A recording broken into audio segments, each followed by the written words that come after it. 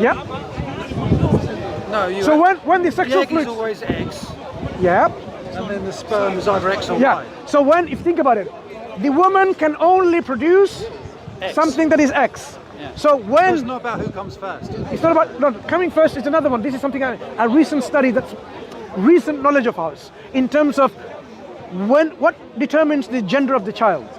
It's not just X and Y. There's a lot of things involved. A lot of things we call epigenetics and many other things. The sexual fluids, the environment, the womb and so on. You know, many things, nutrients. It's not just simply X and Y. You didn't know that because you didn't study you only heard about what some people saying about these things, okay? So the Quran, the statement of the Prophet is so accurate, So he even you're saying- describes the color. You're saying that if the egg is impregnated by if a Y chromosome, if a sperm that will make the Y chromosome. The sperm contains the Y chromosome. Well, no, if it becomes dominant. it actually contains the DNA. Yeah, DNA, So which has a half chromosome DNA, of X and Y. sure. So when it joins together with the female half of the DNA, Yeah. and it will become Y, No.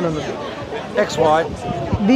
You're saying The that- male, you're saying the that male other can give Y or X. Yeah. And you have X from Yeah. But you're XY saying that- becomes you're saying a that there's male, some other things XX that can becomes. happen in the womb. No, that I'm can change saying the sex. the sex of a child is not necessarily only determined by the X and Y chromosome. But you're saying that if There's a lot more. When the sperm and the egg are joined, you're saying that's not determined to whether it's male or female at that point. No, I'm saying even how they're joined, what makes them join together. Is the Y chromosome going to join? Well, no, it's the DNA that joins to become the DNA in the centre of the new. Where is it joining? Sorry. Where is it joining? Well, there's half of DNA and there's another DNA. Yeah. And they join together, and then that becomes the new DNA. Yeah. X and Y or X and X, right? No, but the DNA, the chromosomes are something that comes. from. Yeah, you're talking about the daughter offspring. But what I'm saying, the sex of the child, you can have. If I were to ask you now, are there people with XXY? Yeah, YYX? There are people like that. Yeah. There are lots of things, Yeah, right? they can have. So they can have a called phenotype or physical manifestation, But which you're may saying not necessarily. about, like the conditions in the womb. I'm you saying think that conditions in the womb. that can change the DNA. Conditions, no, DNA doesn't change. I'm saying the conditions on the chromosomes are womb in the can DNA. affect how the gender of the child is. I would dispute that. Okay, you can look into it. I don't know about that. Okay, you can look into it. This is what, as far as I understood. If I'm mistaken, I'm mistaken. But you can look into it. It's not as easy as people think, right? It's not easy as people think. So the statement of the Prophet ﷺ does not go against our current knowledge of science. In fact, he even says, for There's example, also like in the embryology, Yeah. where it's like a clot of blood and then the bones and then the flesh. this is totally congruent with modern embryology. When the It's not a Quran, clot of blood. the Quran doesn't say clot of blood, it says alaqa. Alaqa has several meanings. Alright. It says first, you create it from nutfa, then alaqa, mudgha, mukhallaqa, ghayr mukhallaqa, and then khalqan akhar, right? So you have a sperm, and then alaqa, which is a leech-like clinging object, and then which is like a mudgha would be like a lump of flesh, and then and so on.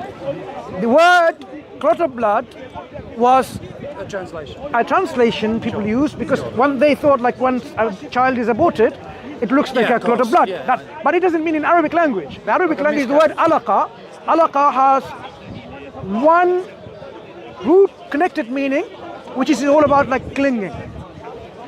And then from which comes various meanings. The reason why the blood is called alaqa or alaq or alaqa in Arabic language, because it clings when it's solid. It's called damun jamid, okay? A blood that is congealed is something clings to it. That's why it's called an alaqa. Not because it's actually blood, it's because it's clinging. When we say we have alaqat, meaning we have relationship because we are attached to each other. Okay. When something is hanging, Alright. we call a muallaq because it's hanging. So the word alaq in the Arabic is something, in the root word, is something that hangs and clings. Okay. The embryo in the womb of the mother Yeah. is actually hanging and clinging. Yeah. quite long time until its baby is born. Yeah. So the word alaqa is applicable. Well, it gets to the wall of the womb. Yeah, and then when it talks about then how it transforms into different stages, this is what people, because of their lack of knowledge of science, lack of knowledge of the Quran is saying, they're making all these mistakes in saying, oh, the Quran says the bone comes first, or the flesh comes first, and so on and so forth, when not realizing, I know, we're not realizing what the Quranic text is saying. Yeah.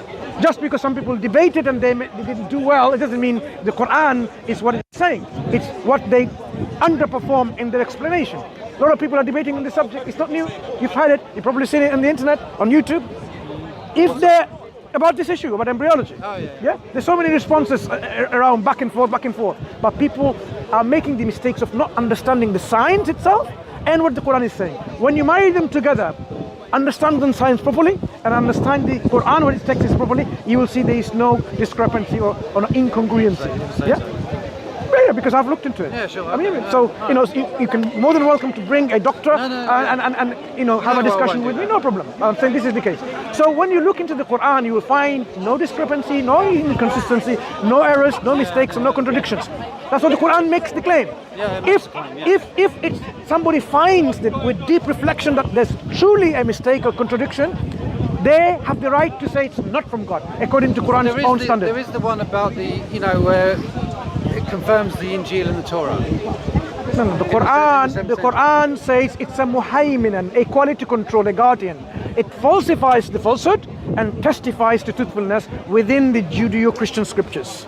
It even says, فَوَيْلٌ لِلَّذِينَ يَكْتُبُونَ الْكِتَابَ بِأَيْدِيهِمْ. Woe to those who write the books with their own hands and they say this is from God. Yeah, but they were talking about, probably in Hadith, where Muhammad goes to the Jews, and they want Muhammad to adjudicate on an issue. Yeah. And he goes, you have the Torah, why don't you use that? You know? The bit I'm talking about? So, and this is obviously in the 7th century.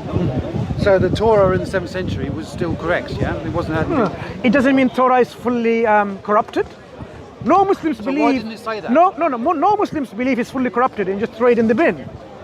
That will be an insult. But why does it say? We are saying corruption, as the Quran affirmed, corruption has taken within itself. They've forgotten a good part of the message. Number one, from the Bible, Old Testament or New Testament, if you want to call it, two broader scriptures, they've forgotten. فَنَسِيَ حَظًّا مِمَّا ذُكِّرُوا بِهِ, Quran says. They forgot a good part of it, good part of the message. That's what they've done. So many things it says they've taken away or forgotten about it. And about things, for example, the Quran says, Isa alayhi salam, Jesus, he came, he says, prophesied someone will come after him and his name will be Ahmed. Do we find any of that information about Jesus Christ in any of the Gospels, that he said that? The Quran says Christ, he actually said that he's prophesying someone will come after me, his name will be Ahmed. Do you find that description in any of them? So where is it gone? The Quran says he was present in his teaching. Well, I don't believe the Quran. So now you realize Quran is implicitly saying how they have lost that information, teaching. Okay, it's raining now. We'll talk another time. Leo, pleasure speaking to you. No offense, if I've offended in any way. I was only, showing you something about your belief system that we, as Muslims consider to be not correct, not as a form of insult or mockery to you, but just to highlight. No, I never said that. I never thought that. Good man. Okay, you take care. Yeah, and yourself. Okay?